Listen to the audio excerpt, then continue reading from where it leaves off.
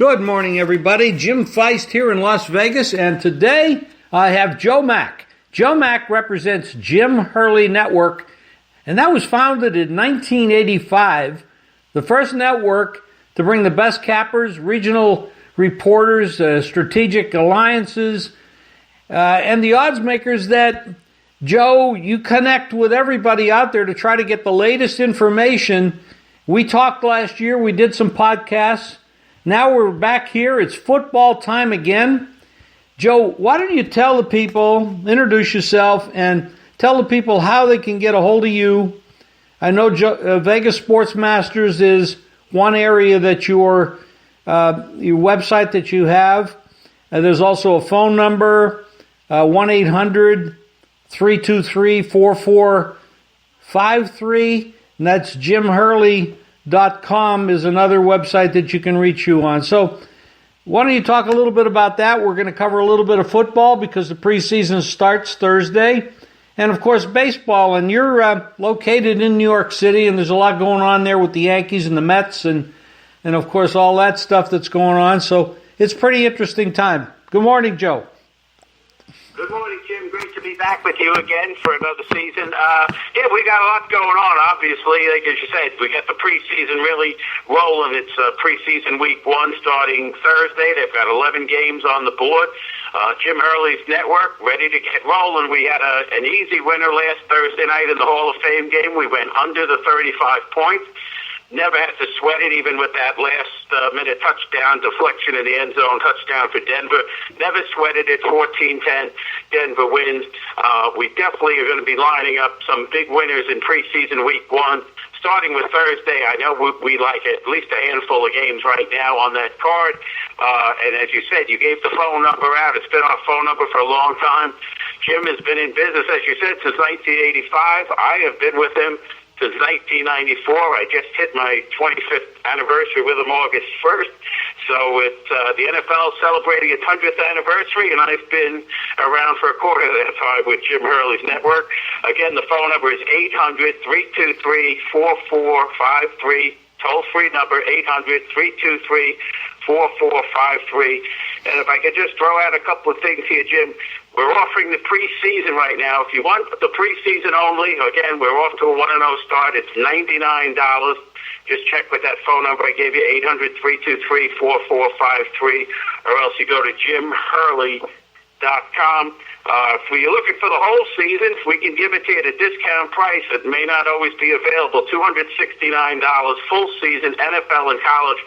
And folks out there probably know it, but the college season gets started August 24th. Got a couple of high-profile games, including Miami against Florida. So got a lot ahead of us. And as you said, we got baseball too. So that's pretty much it. Jim Hurley Network been around a long time. We really crunched them in the NFL playoffs last year, and certainly looking to start out in the preseason with a nice winning summer. I know you had a good season last year because we were talking every week, and I know you know your stuff. Now, you're in New York, and that's the biggest city we have in the country. You got the Giants, you got the Jets, you got the Yankees, you got the Mets. You got basketball, the NBA. You got a couple new players coming over to the Brooklyn Nets this year. That's a hotbed over there, and you also have some legalized sports betting. It looks like we're at about 17 to 20 states right now, and they're claiming that by this time next year we'll have 40 to 45 states legalized. The marketplace, you and I have been around a long time, so we've seen how this is impacting the whole betting world. New Jersey outwrote Vegas 2 months ago. I think last month Vegas came back and took the toll, but we don't have the population here that you have on the East. Now, getting into these preseason games and the baseball race, of course, the Yankees just don't seem to be catchable the way they hit the ball. Their pitching's a little marginal, but they can sure hit. Boston fell. Yeah, good. Go ahead. Go ahead. No, I was going to say, you're right. I mean, the funny thing now is the Mets have caught fire. They've been red hot since the All-Star break. And I was just making this point to a friend of mine yesterday. I said, it's funny, the Yankees have had an incredible season, especially when you consider all the injuries.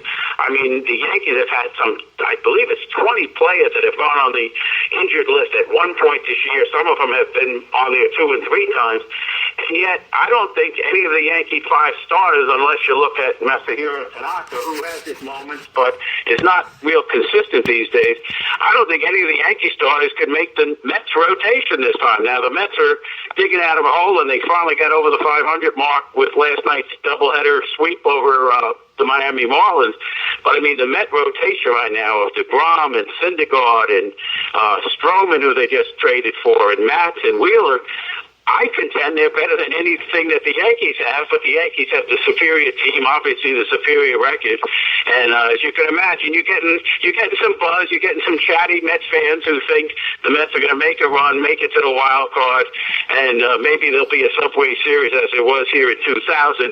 That's a long way off, but I'll tell you, it's been a very interesting baseball season because the Yankees have just defied all odds by winning despite all these injuries and despite the fact their starting rotation really is at best in the middle of the pack in baseball, but they've been a nice profit-making machine, and like I said, since the All-Star break, the Mets have been cleaning up too. So a lot of excitement, and even when you talk about the football teams, it's been jam-packed with news. I mean, you've got the Giants who traded Odell Beckham a couple of months back. That, I mean, he's still making news in New York. I don't know why. They should just be over and done with the guy at this point. But, you know, they made that controversial draft pick of quarterback Daniel Jones out of Duke. Everyone's just kind of got a time clock on when he's going to take over for Eli Manning. We're going to have to see how that plays out. And then with the other team that shares the stadium there in Jersey, the Jets, I mean, they had a palace coup this past spring when the new coach, Adam Gase, came in and really, literally, and I know somebody that covers the team for one of the local papers, he said he basically just ran the general manager, Mike McCagnon, right out of town, brought his new guy in, a fellow named Joe Douglas, who's the new GM. So the Jets, it's funny, Adam Gase hasn't coached once. Yeah, I mean, that's a mouthful of information. You know, we talk about Odell Beckham going over to Cleveland. I was reading some stuff about Cleveland, and not to switch gears out of New York, but Cleveland is touted now to be, I mean, a lot of people are even betting them to win the Super Bowl, which I think is absolutely insane.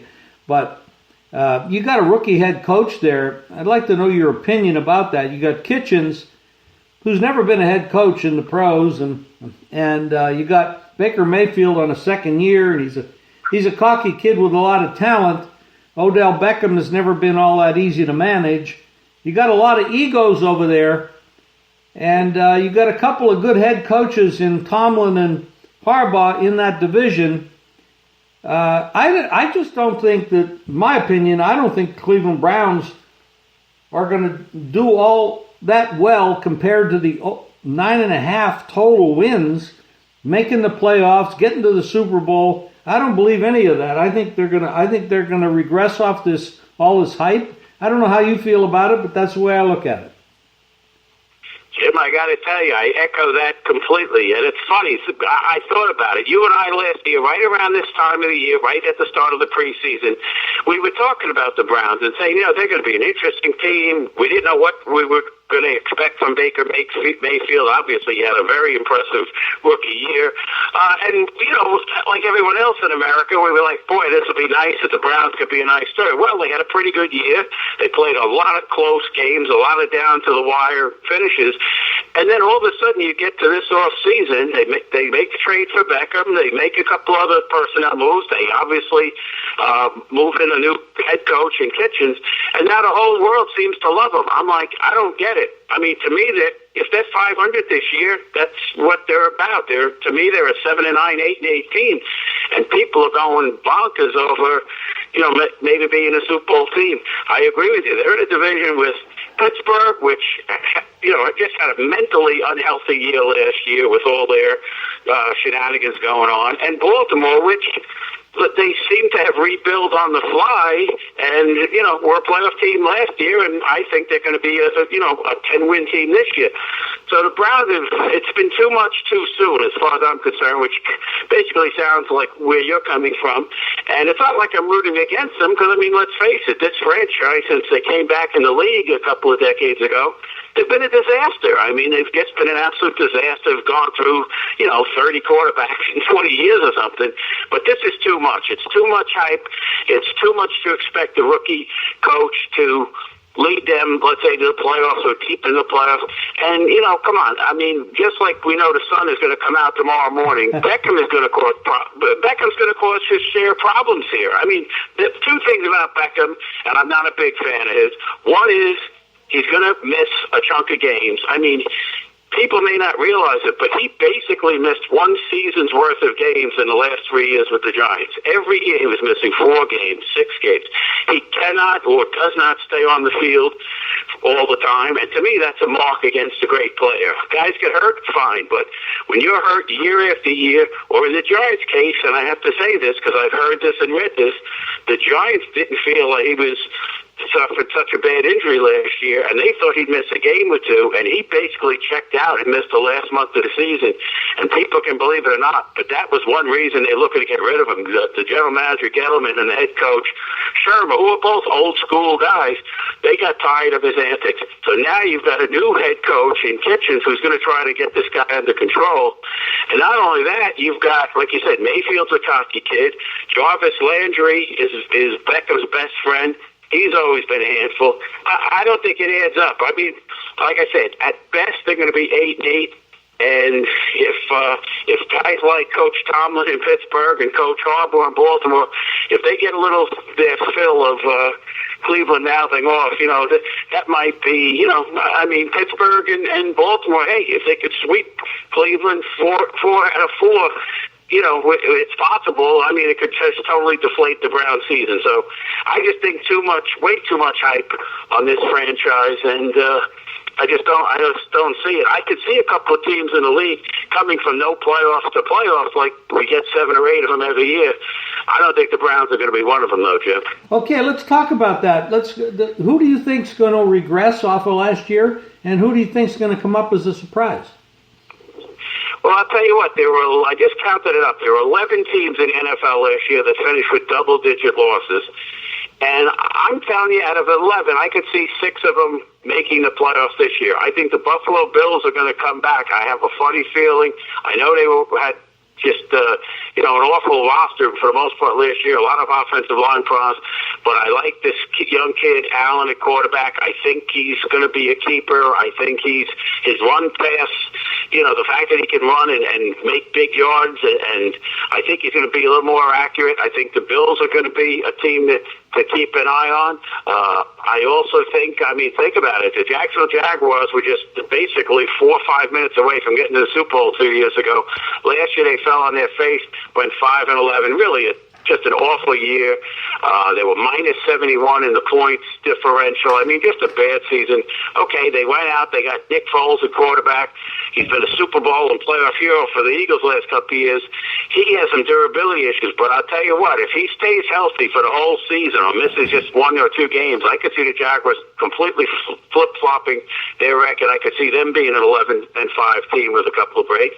And if you go to the NFC, where you've got a handful of teams that finished with double-digit losses last year. I know I always kind of hype the Lions every year because I think they'll be better than they are, but they were 6-10 last year, and I just think sooner or later things are going to jive for them offensively. I know Matthew Stafford, the quarterback, never even won a playoff game, but something's telling me the Lions could be a team to watch. I think the NFC North might be down a little bit these days. I believe the Vikings and Packers are, overall quality are down from a couple of years, but I do think the Bears will probably win that division as they did last year. But I could see the Lions flip-flop in their record, too, and maybe going 10-6. So there's 3 teams right there that lost 10 or more games last year. I think, they can turn the beat around here. Win a couple of these close games, and the likes of the Bills and the Jaguars and the Lions, they might be on the playoff radar this coming winter. Well, Joe, that's great information. I want to remind everybody, JimHurley.com, VegasSportsMasters.com. You want to get a hold of Joe's plays at Jim Hurley. Call 1-800-323-4453. I want to ask you another question, Joe. Last year we had the Patriots and the Rams in the Super Bowl. It was not a very well played Super Bowl, but the Patriots come out and win it. The Rams won that division out west last year. You got San Francisco had a big injury at quarterback, so they were dealing with a backup guy he actually played pretty well, but it was still a backup. And they had a lot of other injuries. Arizona was down, and they're still probably down, but they got the number one draft pick out there now. And then Seattle has lost a lot of defensive players. They still got Russell Wilson, but they're going to need some help on that offensive line. And they lost Baldwin at wide receiver, which is a critical thing. Do you see anybody popping up out there to beat the Rams, or do you think the Rams are just going to maintain that? I think the Rams are going to win the division again this year, but you do have to look at history. If you look back, Jim, the last 11 years in the Super Bowl, there's been 10 different NFC teams that have played in the Super Bowl. Only Seattle, they had those back-to-back years where they should have won both Super Bowls. But you had 10 different NFC representatives. I don't think the Rams are going to get back to Super Bowl, but I think you pointed it out. The strength of the NFC West, just not there. I mean, the Rams, to me, should basically go 5-1 or 6-0 in their division this year, and that'll catapult them to probably a 11 or 12 win season. I think they'll take a step back. Also, the Rams, and let's face it, they've got some real concerns with Todd Gurley. I know they're low-keying it with his knee, but this guy sounds like he's got serious arthritis and other structural problems. And I know they drafted a running back who I really like, the kid Darrell Henderson out of Memphis. But let's face it, if Gurley doesn't get the touches that he's gotten in recent years, are these other guys going to exactly make up for the yards that he got as a runner and receiver? I'm not too sure. So I think the Rams are going to take the step back. If I had to say right now, I don't think they'll be back in the Super Bowl, but that's not really a shock because except for the Patriots a couple of years ago, if you lose the Super Bowl, you almost never get back, at least not in the last 20 years or so. So I don't think they'll get back. I think they'll win their division, but I don't know. Right now I'm looking at it. I think the Bears overall are a better team. I don't know what to make of the Eagles. I could see them having a bit of a renaissance if Carson Wentz stays healthy. So right now I'd probably put those two teams and maybe even the Saints above the Rams. But the Rams should win this division. Last year they won it by 3 games. I think this year they'll probably win it by 3 games or 2 games. So they should win it comfortably again. But yeah, like you said, that Super Bowl last year was not exactly thrilling. I know Jim Hurley's network, we cashed in with an easy under, but man, you needed something. You needed some coffee to keep you up for most of that one. Yeah, that was a very underwhelming game. That's for sure. We both won it. The double winner for me, and it wasn't very good. But it is what it is, and they probably shouldn't have been there because they got a really bad call in their favor against the Saints, and I think the Saints probably would have. Well, they definitely would have put up a different game, a better game than the Rams did in that spot. But again, I want to reiterate, we're going to be doing probably 2 podcasts a week, I think, Joe. And anybody wants to get a hold of Jim Hurley's action out of JimHurley.com. Vegas Sportsmasters is one of the websites, and the phone number to call for their packages. And you want to get on board because they did win pretty good last year, and I was aware of that because we talked all the time. 1-800-323-4453. Joe, have a good week. We'll probably talk maybe on Friday. I'll check with you on that later today. But thanks for your time today, Joe. I appreciate it. Jim, thank you. It's always a pleasure, and let's hope that we have a big football season, a lot of wins.